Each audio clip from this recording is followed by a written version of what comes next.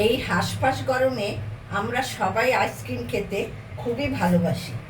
কি আপনারা সবাই ভালোবাসেন তো? সামনেই আসছে জামাই ষষ্ঠী।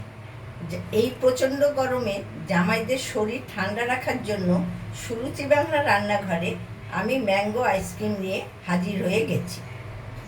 আসুন আর দেরি না করে ম্যাঙ্গো আইসক্রিম আমি কিভাবে তৈরি করছি মিস না করে পুরো ভিডিওটি দেখতে থাকুন। আমি এখানে 500 গ্রামের এক প্যাকেট আমুলের দুধ কড়াইয়ে ঢেলে দিলাম। এই 500 গ্রাম দুধ আমি এটাকে ঘন করে 250 গ্রামে করব।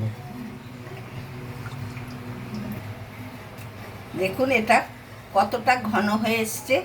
এবার আমি এতে দিয়ে দেব চিনি। এবার আমি এতে চিনি দিয়ে দিচ্ছি। চিনিটা আপনারা যে যেমন মিষ্টি খাবেন সেই অনুযায়ী দেবেন। আমি এখানে 2 চামচ চিনি দিলাম, কারণ সঙ্গে আম পড়বে, এই জন্য আমি চিনিটা 2 চামচই দিলাম। আমি দুধটা একটু ঠান্ডা করতে দিয়েছি। এখন আমি এই গ্রাইন্ডিংয়ে 2টো আম কুচি করে রেখেছিলাম, এটা দিয়ে দিচ্ছি।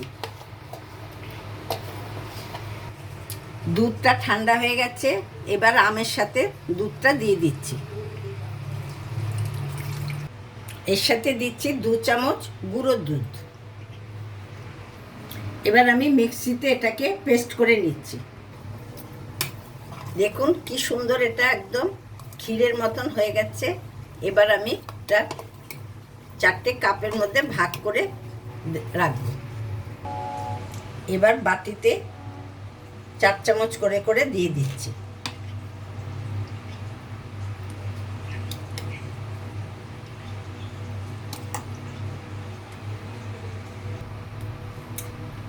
এবার এর ওপরে একটু করে বাদাম গুঁড়ো দিয়ে দিচ্ছি।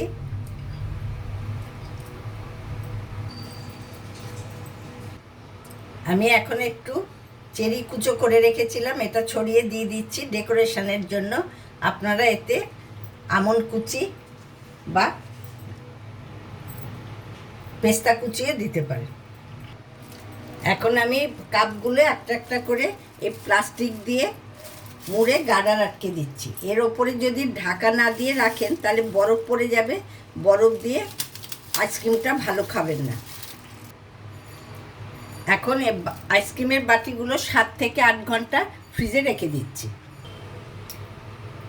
8 ঘন্টা হয়ে গেছে। আমি ফ্রিজ থেকে না দিয়ে এটা প্লাস্টিকটা খুলে দেখছি। দেখুন কত সুন্দর হয়ে গেছে। কি নিশ্চয়ই খেতে ইচ্ছে করছে। এভাবে আমি যেভাবে ম্যাঙ্গো আইসক্রিম তৈরি করলাম, আপনারাও এভাবে জামাই ষষ্ঠীর দিন জামাইদের করে খাওয়াবার চেষ্টা করবেন। বাজার থেকে তো আমরা কিনে খাই, কিন্তু ঘরে করে খাওয়ালে তার স্বাদই আলাদা।